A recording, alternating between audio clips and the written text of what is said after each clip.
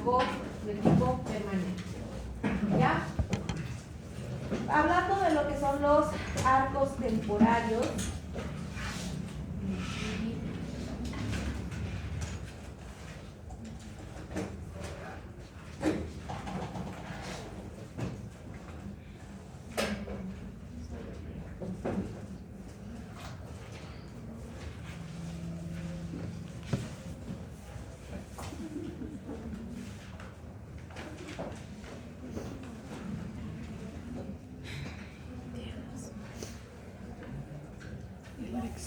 Entonces el jueves o el viernes. Sí, es el jueves. Igual. Ya. Bueno, en los arcos temporarios vamos a ver la forma, el tamaño, la posición que tienen las piezas dentarias. La importancia está dentro de estos elementos y luego vamos a ver, igual que en las piezas, los arcos permanentes, el plano vestibular, el plano proximal y el plano oclusal, ¿no? ¿Cuáles son los ángulos o la implantación de las piezas dentarias para formar nuestros arcos temporarios? Hablando de la forma, y esto es importante, hay que tomar en cuenta que ambas arcadas, tanto superior como inferior en los niños, tiene una forma de circunferencia, ¿ok? Esta forma de circunferencia va en función a la forma propia de la maxilar, tanto superior como inferior, y cómo va a ir desarrollándose para obtener luego su forma final en los arcos permanentes. Esta forma de circunferencia en el arco superior o en el maxilar superior, la línea va a pasar por los bordes cortantes de los incisivos y caninos y luego va a pasar por el surco mesiodistal de los primeros molares y finalmente por la cúspide mesiopalatina del segundo molar, cerrando la circunferencia. En esta imagen lo podemos ver más claro. Fíjense, bordes incisales de incisivos y caninos, luego el surco mesiodistal de los primeros molares y finalmente la cúspide mesiopalatina del segundo molar, generando o cerrando justamente esa circunferencia, esa forma circunferencia del maxilar superior. En el maxilar inferior igualmente es una circunferencia y la diferencia está que además de pasar por los bordes cortantes de incisivos y caninos, va a pasar más bien por las cúspides vestibulares, vestibulares del primer molar y por la cúspide mesiolingual del segundo molar, cerrando la circunferencia. Vemos en esta imagen justamente eso: bordes cortantes de caninos incisivos, cúspides vestibulares, ya que tenemos un maxilar un poco más abierto, ya las cúspides vestibulares, y la cúspide mesiolingual del segundo molar temporal.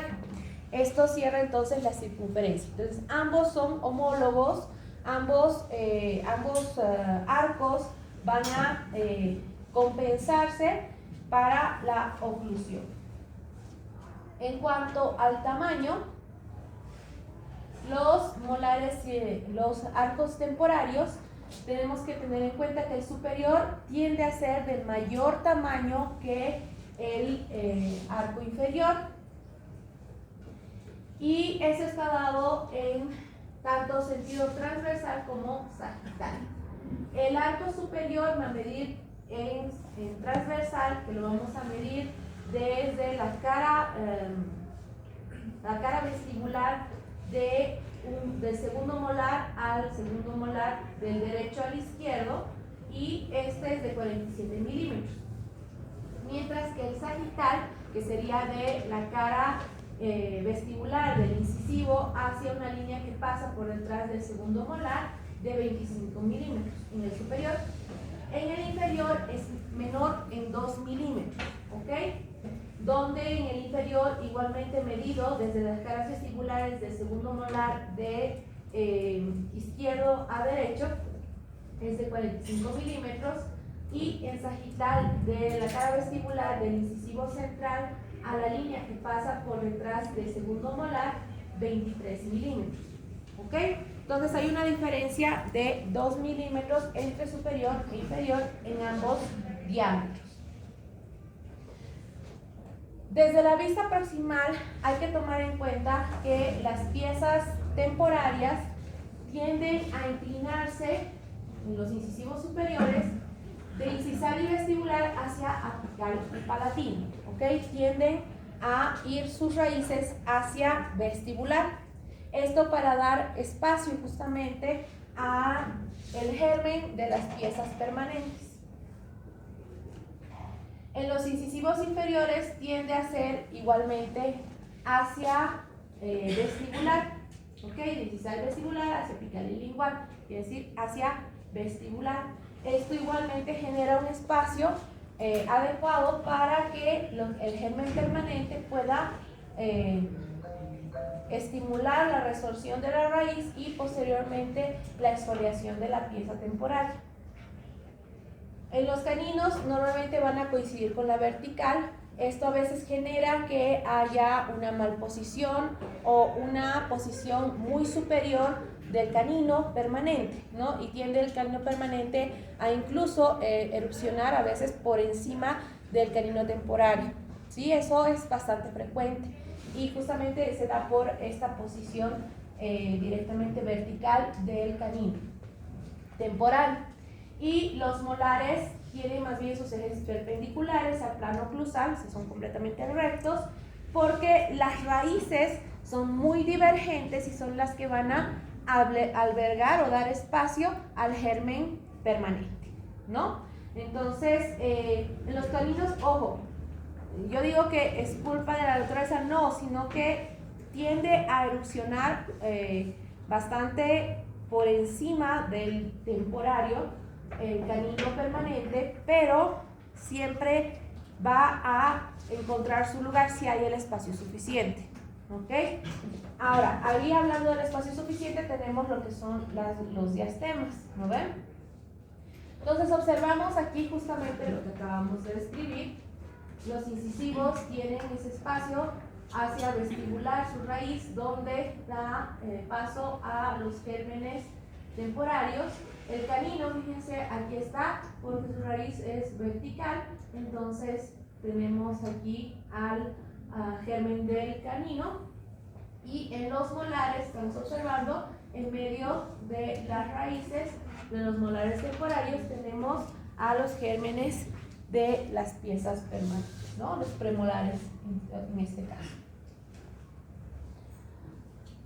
En cuanto a la vista vestibular, hay que tomar en cuenta que todos van a estar coincidentes con el eje, van a ser perpendiculares al plano oclusal y, como les había comentado, el plano oclusal propiamente del arco temporario va a ser plano, ¿no? Como su nombre lo dice. ¿Por qué? Porque está compensando o está en función a la forma propia que tiene la cavidad glenoidea, ¿no? La cavidad glenoidea a estas alturas todavía está relativamente plana, el cóndilo tampoco del maxilar inferior no está tan desarrollado y eso genera justamente que este plano sea lo adecuado para que la masticación no tenga fuerzas oclusivas fuertes o anormales.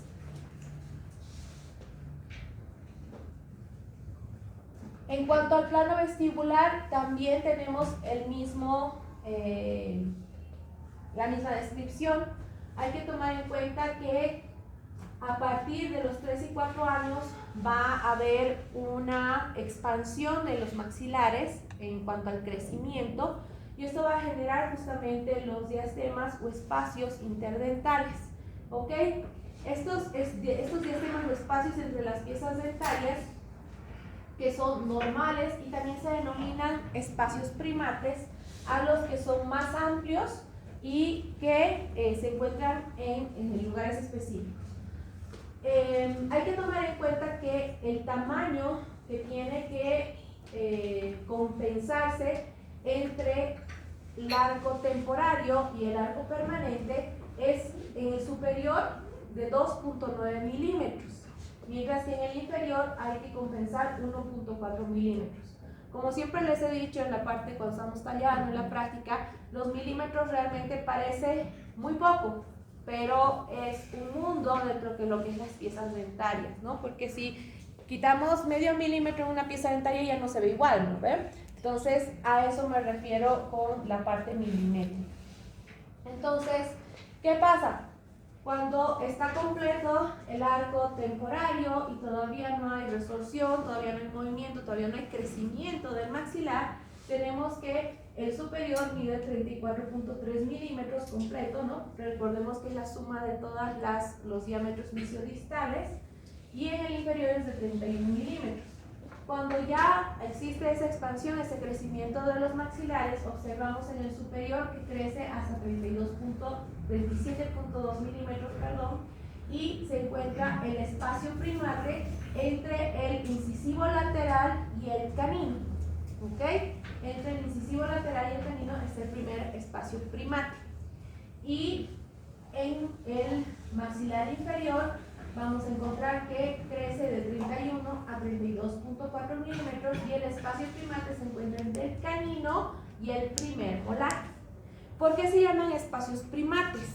Porque son los mismos espacios que tienen los primates, los monos, los primates, podría decir, entre sus piezas dentarias de forma natural o normal. ¿Okay? Por eso se llaman espacios primates. ¿Ya? Pero estos se van a compensar en el momento en que erupcionen las piezas permanentes y ya no existe ningún espacio en el arco permanente. En el arco proximal, en el plano proximal, vemos, si lo tomamos en cuenta dentro de lo que es el plano clusal, todos son verticales. Quiere decir que están en perpendicular a ese plano oclusal. ¿Ok? Finalmente, en el plano clusal tenemos que describir que es un verdadero plano. Los bordes incisales de incisivos caninos y las cúspides de los molares tienen que entrar en contacto todas con el plano oclusal propiamente dicho. Y en el niño no hay curva de compensación, ¿no? No hay, hasta los 12 años, ya la curva de compensación está en desarrollo hasta los 12 años, que es cuando empieza a erupcionar lo que es el segundo molar y ahí se genera ya la curva de compensación. ¿Ok? Entonces, tenemos en cuenta tanto el cóndilo del temporal como la cavidad glenoidea plana, ¿no? Y aquí una imagen que nos muestra realmente que tenemos un plano en comparación a lo que hemos observado del arco permanente. Pasando a esto, vamos a ver qué son los arcos de transición. Cómo es que transiciona justamente de este arco temporario al arco permanente que hemos visto. El arco de transición va a ser que tenemos que el maxilar va a crecer. ¿Por qué? Porque no solamente tiene que albergar a las piezas permanentes, sino también a los molares que van a erupcionar en la zona posterior a la lámina dentaria, ¿ven? O en la sección posterior de la lámina dentaria. Tenemos que tomar en cuenta que lo primero que nos advierte del inicio de este arco de transición es justamente la aparición de esas diastemas, la aparición de esos espacios, porque quiere decir que ha habido un repunte en el crecimiento de ese niño. Entonces ya eso, no importa la edad, ya sabemos que la aparición de diastemas ya nos advierte del inicio del arco de transición. ¿Ok? Hay una modificación en este momento en el ángulo maxilar inferior. Aquí en este ángulo pasa de ser obtuso o abierto a ser de 90 grados. Alguno debe tener hermanitos, primitos o hijos o algún niño cercano en el que ha visto que ha cambiado la carita entre los 3 y 4 años, ¿no ve? Ese cambio de carita es simplemente el crecimiento que genera justamente un cambio en la forma de la cara por el ángulo maxilar inferior. ¿ok? Entonces, igualmente, no sé si han visto en algunas estrellas que son jóvenes, muy simpáticos, todo, y de repente en un par de años se ven como que, no, ya no, así, ¿no?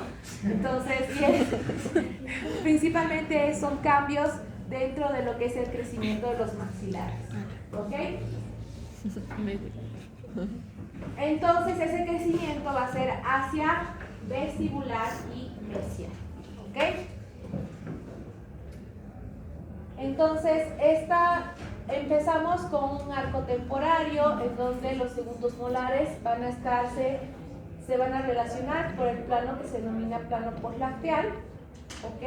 Ese plano poslacteal es la relación que tienen los segundos molares al final de lo que es el arco temporal, ¿ya? Este plano poslacteal puede presentarse de tres maneras.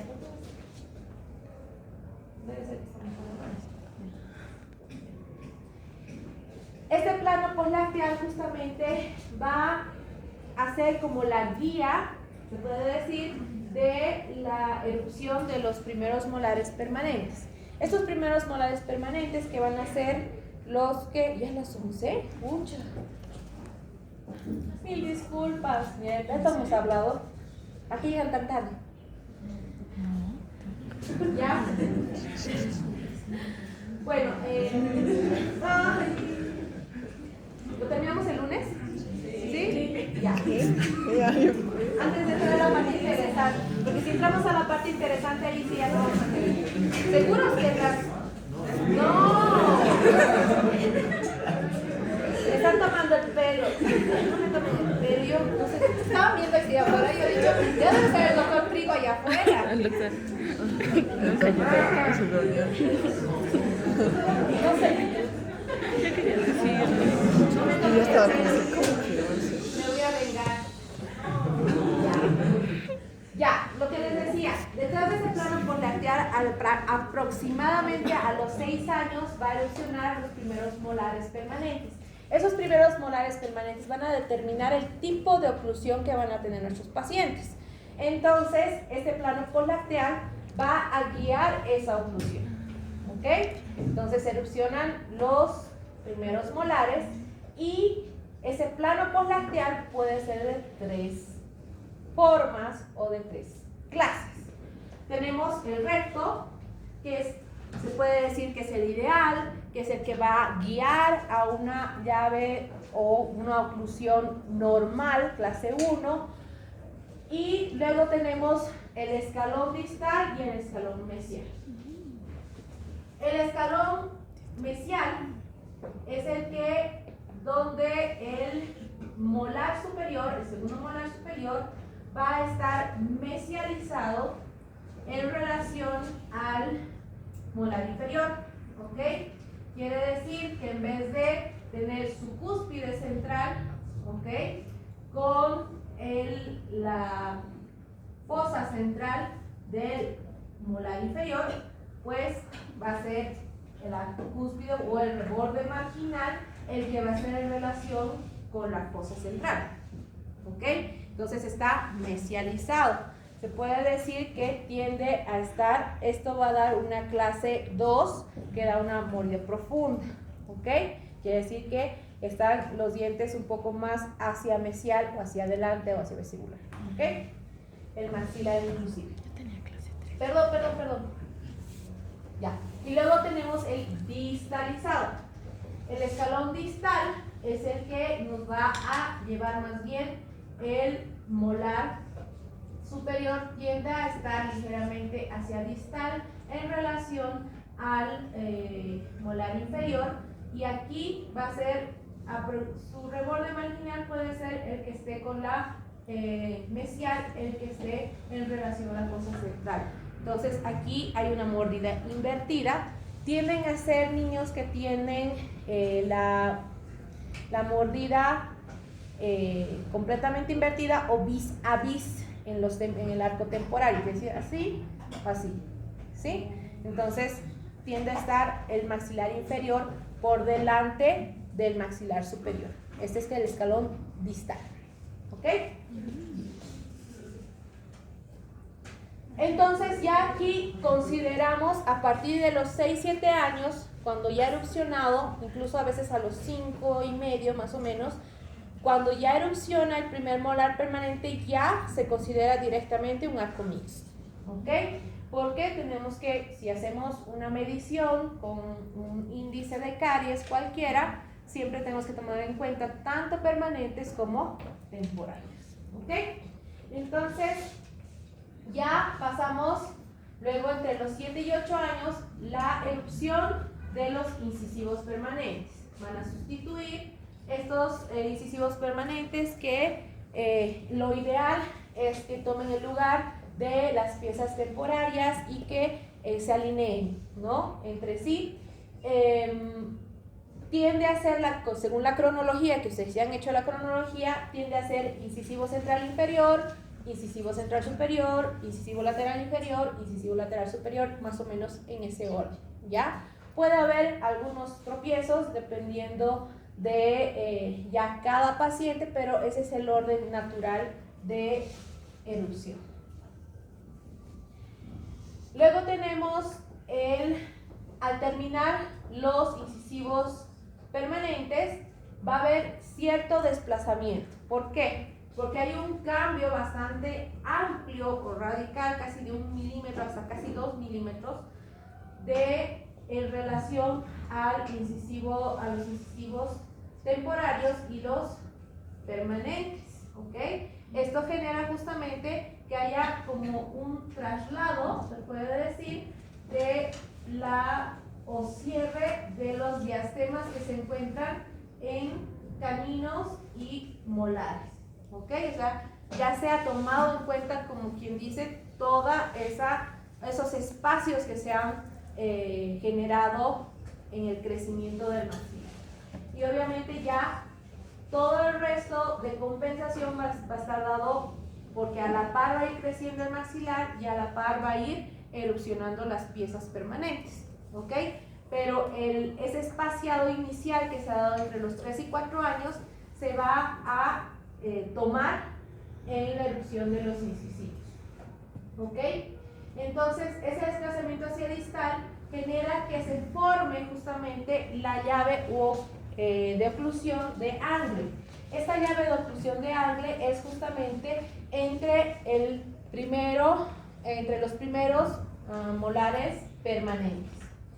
¿Ya? Esta llave de oclusión de Angle igualmente la vamos a clasificar en 3, ¿ok? Vamos a tener la clase 1, que es la central, o también llamada normoclusión.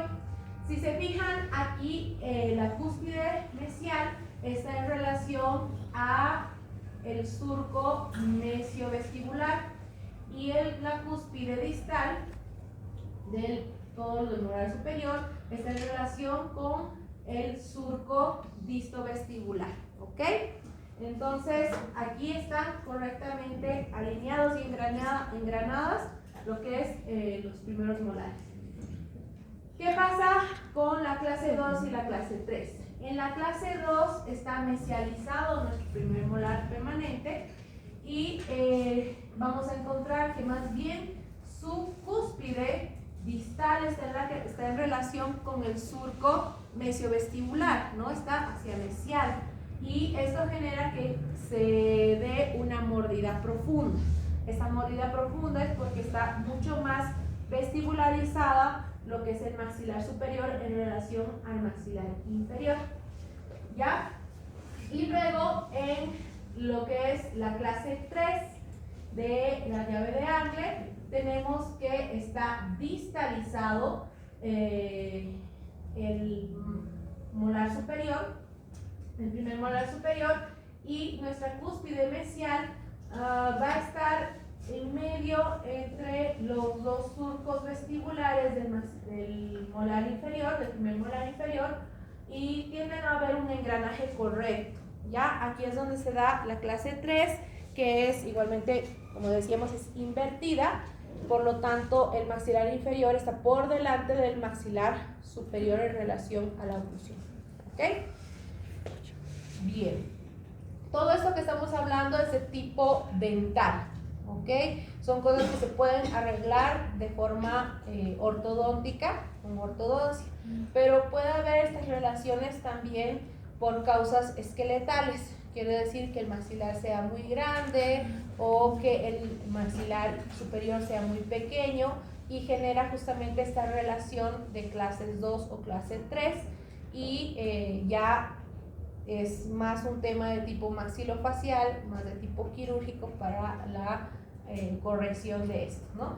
Entonces, si es de tipo dental, y eso ya lo van a determinar, ya lo van a estudiar cuando lleven ortodoncia, tiene otro tipo de tratamiento, ¿ok? Bien, en cuanto al arco mixto, continuando, estos molares temporarios van a ser reemplazados por los premolares. Al ser reemplazados por los premolares va a generarse un primer levantamiento de la mordida, ¿ok? Este levantamiento de mordida es lo que va a generar justamente el inicio de la curva de compensación.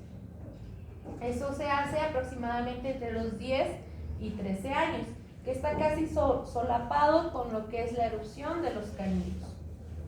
Ay, ¿por qué te vas? Ya, entonces estos van a erupcionar y según la cronología esto se da, como les he dicho, entre los 10 y 13 años, ¿ok?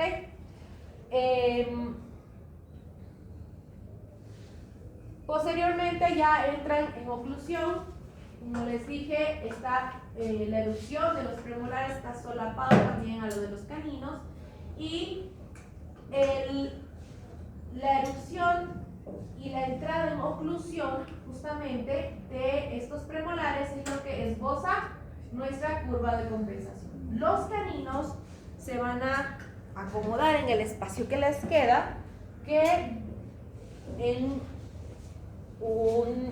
una oclusión ideal van a generar lo que se denomina la guía canina. Esta guía canina es la que va a ayudar en los movimientos de lateralidad y propulsión sin ninguna interrupción. ¿Qué quiere decir esto? Que podemos hacer movimientos a un lado, al otro lado, adelante y atrás, sin que haya interrupción y de forma que esté cerrada en engranamiento las piezas dentarias con oclusión simple, ¿ok? Finalmente, cuando ya entran, tenemos ya el segundo molar es sustituido, pues ya consideramos a este arco como un arco permanente, ¿ya? Es aproximadamente a los 12 años y erupciona ya el segundo molar.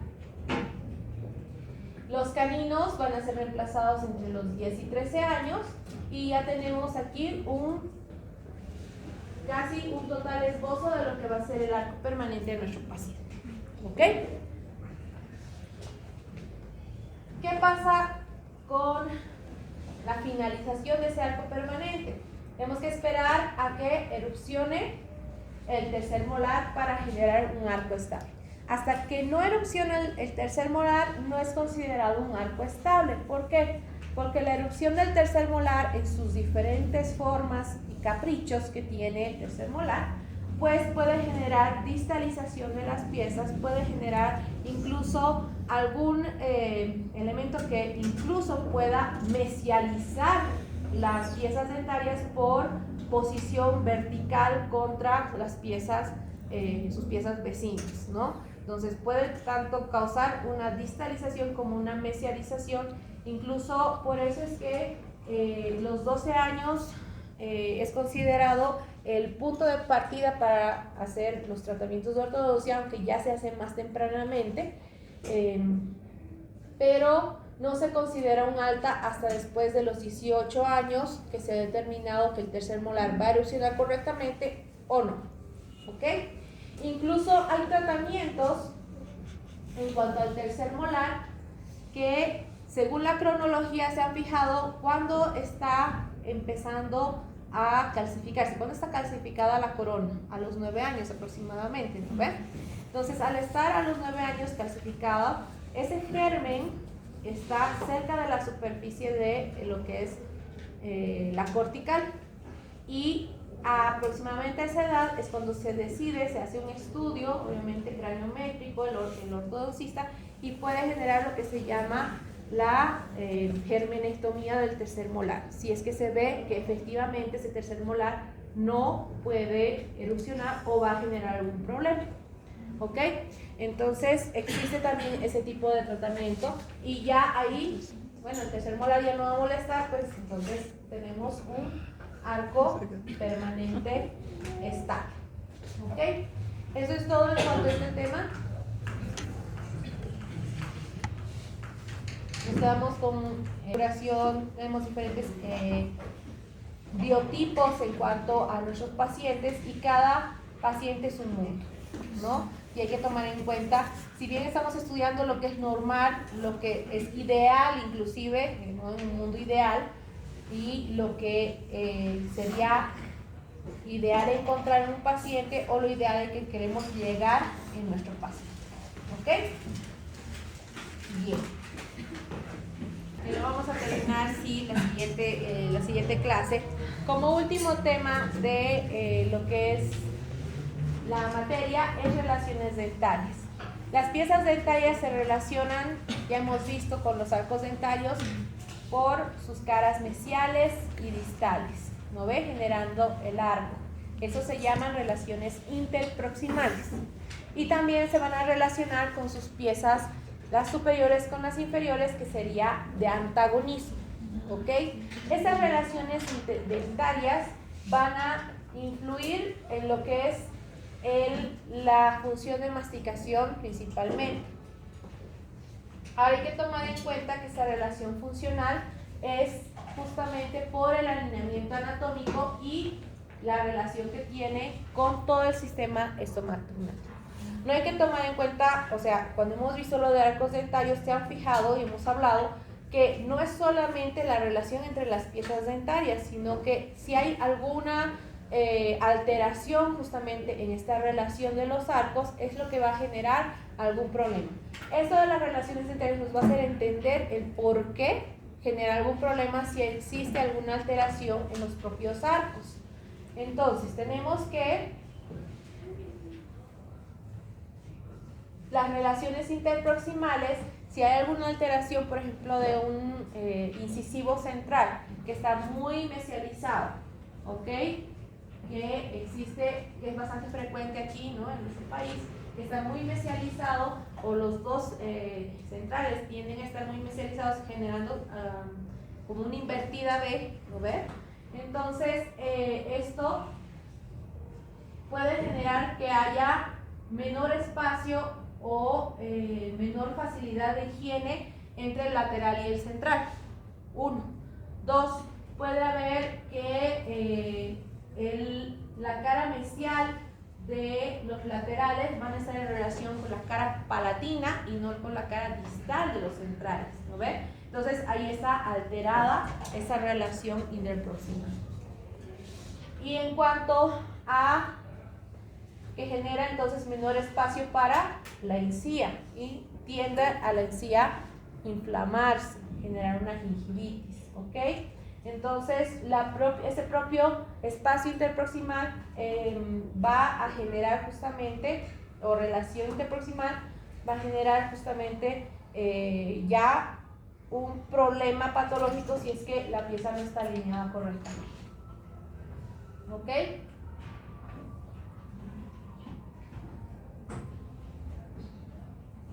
Entonces, ¿qué tenemos? Esa relación entre dos piezas vecinas, ¿ok?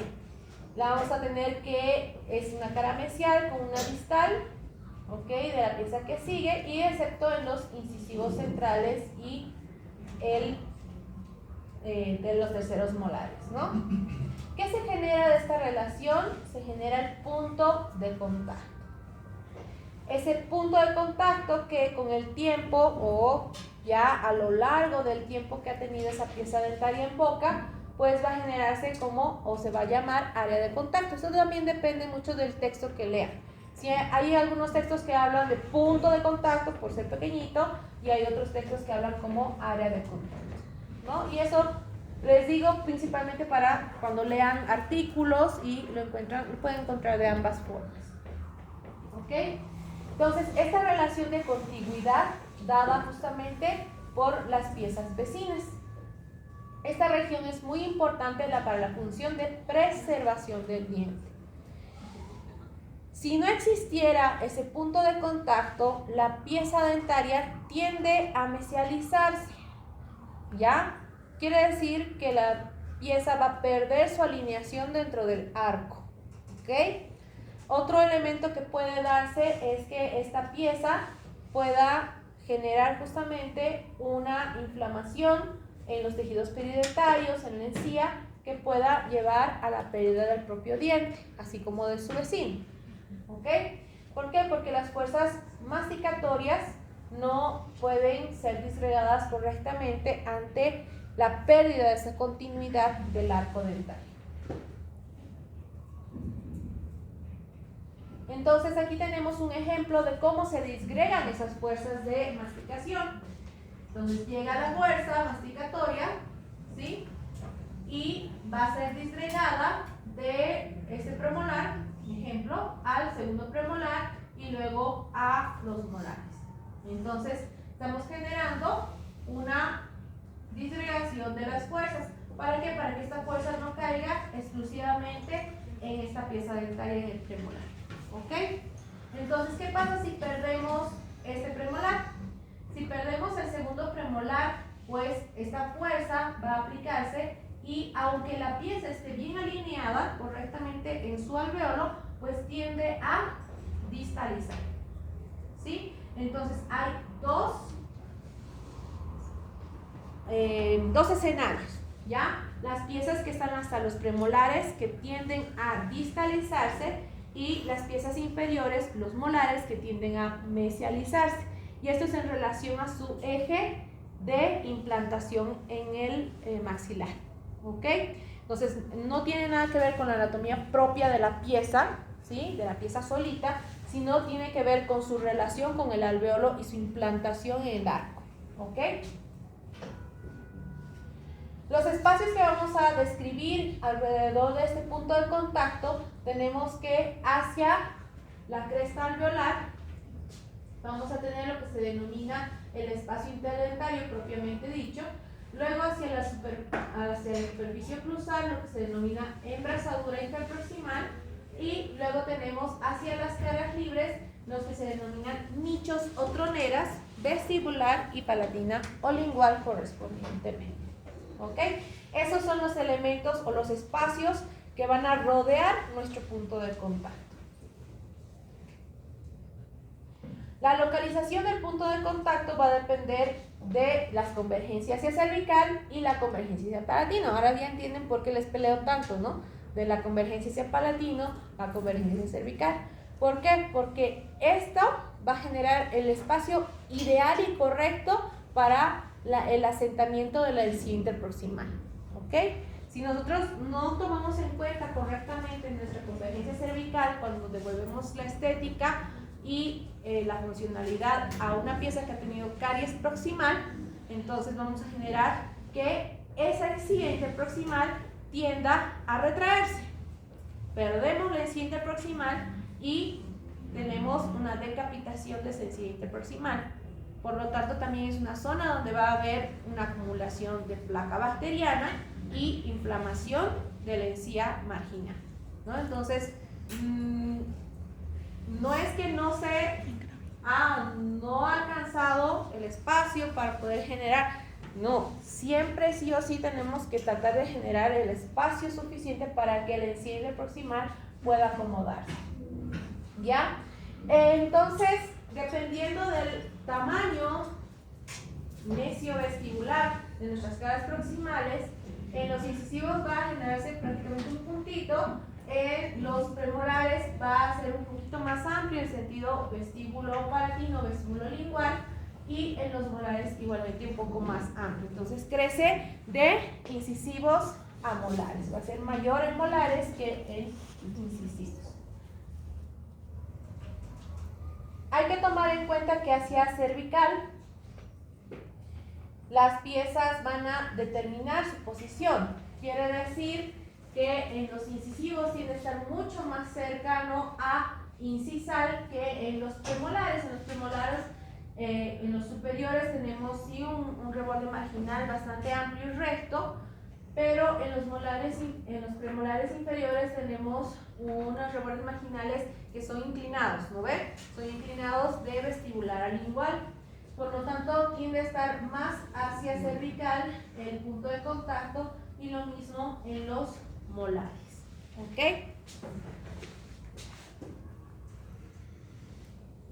En el sentido palatino-lingual vamos a tener en cuenta de que tienden a estar más hacia vestibular. ¿Ok? Esta por la convergencia palatina. En los incisivos y caninos tiende a estar mucho más hacia vestibular, tiende a migrar en los premolares hacia casi el tercio medio, y en los molares prácticamente está en la unión entre el tercio medio y el tercio vestibular de las caras proximales. ¿Ok? Entonces va a ir migrando. Resumiendo, hasta aquí vamos a ver porque si no se me van a dormir, los veo aburridos. Resumiendo, nuestro punto de contacto se encuentra hacia vestibular y oclusal o incisal. ¿Ok? Luego va a migrar hacia cervical y palatino-lingual, de incisivos a molares. ¿Ok? Entonces aquí está en los incisivos, el canino igualmente, el canino, y luego los premolares que van a ampliarse y migrar hacia palatino-lingual. Las modificaciones van a hacer que pase de un punto o área de contacto a ser una superficie de contacto por la fricción. Nadie me dijo qué se llama la articulación del diente. Luis Fabián. Muy bien, ahí está. A Fabián no me lo voy a poner. Gónfosis, ¿lo ven? Entonces esa articulación va a generar esos movimientos de intrusión y extrusión entre las piezas dentarias, y que genera esa fricción y pasa de ser punto o área de contacto a ser superficie de contacto. ¿Cómo van a ampliarse? En los incisivos y caninos va a ampliarse mayormente en sentido inciso cervical, quiere decir longitudinal, ¿ya? Mientras que en sentido transversal o en sentido vestíbulo palatino o lingual en los premolares y molares, ¿no? Esto justamente por los diferentes movimientos de las piezas dentarias. Esto puede generar cierto acortamiento del arco, pero sabemos que es ligero, que es de 1 milímetro como mucho o milésimas de milímetro. Y otro elemento que va a modificar el punto de contacto, lo que hablábamos al inicio. ¿Sí? Volvemos al inicio. La implantación y forma de las piezas. Entonces, si hay una mesialización, vestibularización de lo que son incisivos, laterales o cualquier pieza que esté fuera de la alineación del arco dentario, va a cambiar justamente el punto de contacto con su pieza vecina. Entonces, si por ejemplo es en un premolar que se encuentra giroversado hacia mesial, pues entonces quiere decir que su cara proximal ya no va a tener punto de contacto en el tercio medio, sino en el tercio palatino, ¿no ve? Entonces, esos elementos tenemos que considerarlos en el momento de enseñar, por ejemplo, como odontólogos generales, lo primero que le hacemos a nuestro paciente, ¿qué es? Enseñarle a cómo cepillarse los dientes. Tenemos que tomar en cuenta esa oclusión, ese arco que tiene nuestro paciente, para enseñarles qué técnica adecuada tienen que utilizar para mantener todas sus piezas dentarias limpias. ¿Ok? Bien, ahí lo dejaremos en lección antes de irnos. Las funciones. ¿Para qué sirve ese bendito punto de contacto que tanto les estoy fregando para que conozcan? Primero, estabiliza el diente en su alveolo. ¿Ya? La pieza está estable cuando tiene las relaciones correctas entre sus piezas vecinas, mesial y distal. Está correctamente colocada, las fuerzas van a estar disgregadas correctamente y se va a mantener ahí quieto. Va a prevenir el empaquetamiento de los alimentos.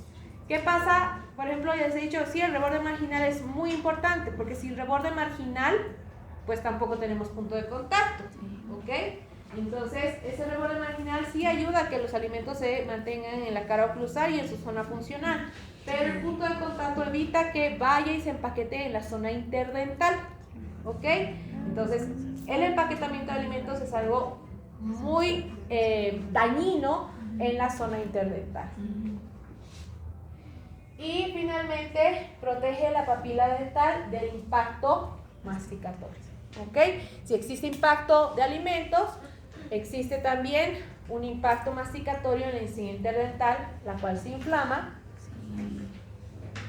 la encía marginal, genera un malestar, resorción de hueso, pérdida de diente.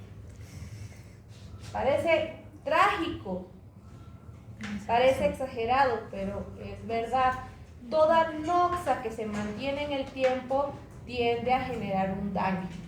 ¿Ok? Bien, ahí lo dejaremos. Nos vemos el lunes.